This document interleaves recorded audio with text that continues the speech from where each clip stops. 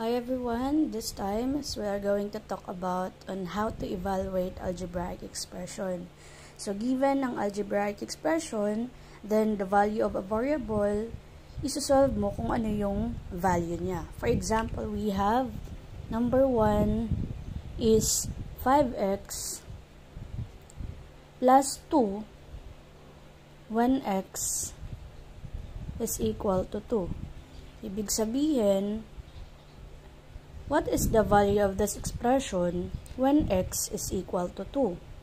Okay, so una, copy the given. Next is apply substitution method. When we say substitution method, yung 2, isusulat mo dito sa variable x. Papalitan mo yung x ng 2. Okay, so 5 times. Again, magkatabi yung number and variable. Ibig sabihin, ang involved na operation ay multiplication. So, 5 times 2 plus 2. Then, simplify. 5 times 2, that is equal to 10 plus 2. 10 plus 2, that is equal to 12.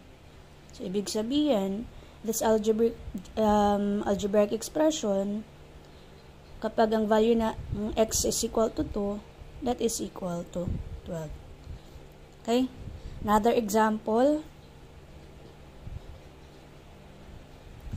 if we have x squared, 2, x squared minus 3x, and then the value of x is equal to 3.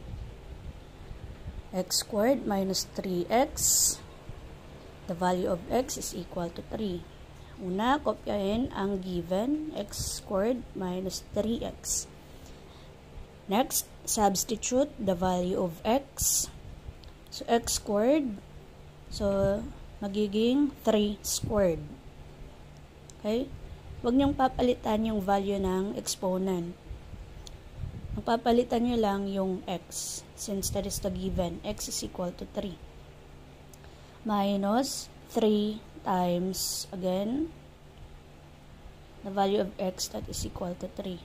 Simplify. 3 squared, ibig sabihin, si 3, imamultiply mo sa kanyang sarili. So, 3 times 3, that is equal to 9. So, 9 minus 3 times 3, 9. So, your final answer is equal to 0. So, the value of this algebraic expression when x is equal to 3 is 0. Okay? Another example, if we have 2x plus 3y, the value of x is equal to 1 and y is equal to negative 2. Dalawa na yung involved na variable, so ibig sabihin there's a value of x and then the value of y. Una, copy the given, 2x plus 3y. Substitute the value of x, the value of y to the given algebraic expression. 2 times 1 plus 3 times negative 2. Huwag kalimutan yung negative sign ng value ng y. Kasi pag hindi mo na ilagay dito, ay, yung magiging solution mo, then your final answer is magiging mali. Let's simplify. 2 times 1, 2. Plus 3, positive 3 times negative 2. That is equal to negative 6. Remember, when you are multiplying a positive and negative, that is equal to negative. So, addition tayo ng integers. We have a positive and negative. Kapag merong positive and negative, magiging operation natin is subtraction. Then, the sign of your final answer is nakadepende doon sa number na malaki ang value. So, since 6 is greater than 2, so ibig sabihin, your final answer is a negative number.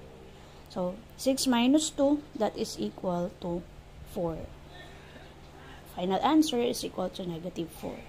So, 2x plus 3y, when the value of x is equal to 1, and y is equal to negative 2, the value of this expression is equal to negative 4. Okay? Then, our last example is given 4x squared plus 6y, the value of x is equal to 2, then the value of y is equal to negative 1. Okay? 4x squared plus 6y, the value of x is equal to 2, the value of y is equal to negative 1. Kung paano natin sinolve kanina yung mga algebraic expressions given the value of the variables is the same with this one. Copy the given, then apply the substitution method. So, pag sinabing substitution, again, 2, susulat mo dito kay x.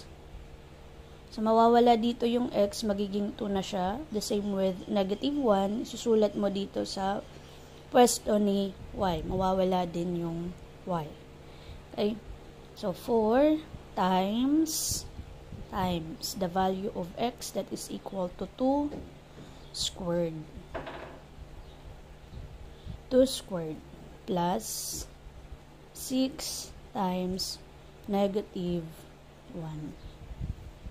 Okay? 4 times 2 squared plus 6 times negative 1. 4, una munang isi-simplify is yung merong exponent. Remember the rules PEMDAS. Okay? PEMDAS. So, first is yung merong exponent, 2 squared, ibig sabihin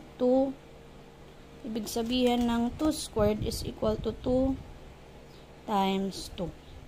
Okay? Since yung exponent na kay 2. So, 4 times 4 plus 6 times negative 1, positive 6 times negative 1, that is equal to negative 6. 4 times 4, positive 4 times positive 4, 16 plus negative 6. Okay, we have an addition of integers. We have a positive, a negative, positive, negative, proceeds to subtraction.